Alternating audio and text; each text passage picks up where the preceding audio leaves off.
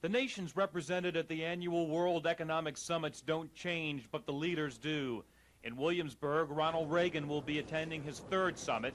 It will be the 7th for Canadian Prime Minister Pierre Trudeau, the 5th for British Prime Minister Margaret Thatcher.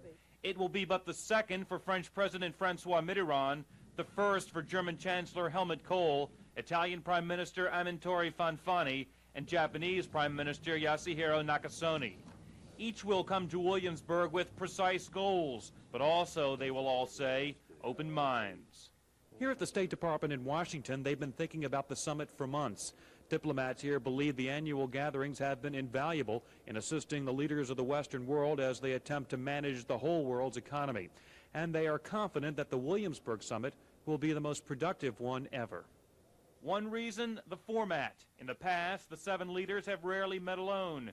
In Williamsburg, at President Reagan's insistence, there will be more private sessions.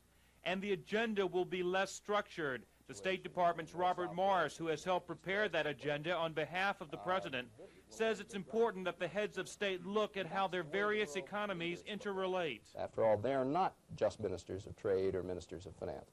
They are the ones who are responsible for the totality of their policies in their respective governments, and therefore they must look at the interrelationships, and this will be an opportunity for them to exchange views on those interrelationships. There will be issues, though, at the World Economic Summit. Currency exchange will certainly be one. The recession still plaguing most countries another.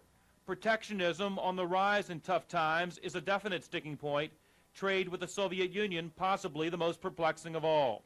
That topic dominated last year's summit at Versailles, and NBC White House correspondent Chris Wallace says it could do the same at Williamsburg. They came out of Versailles with a lot of disagreement about how to deal with the Soviet Union, and it'll be interesting to see here either whether, one, Western Europe goes along with us, or whether, two, we decide we'd rather switch than fight, and we're not going to make a big deal of East-West trade.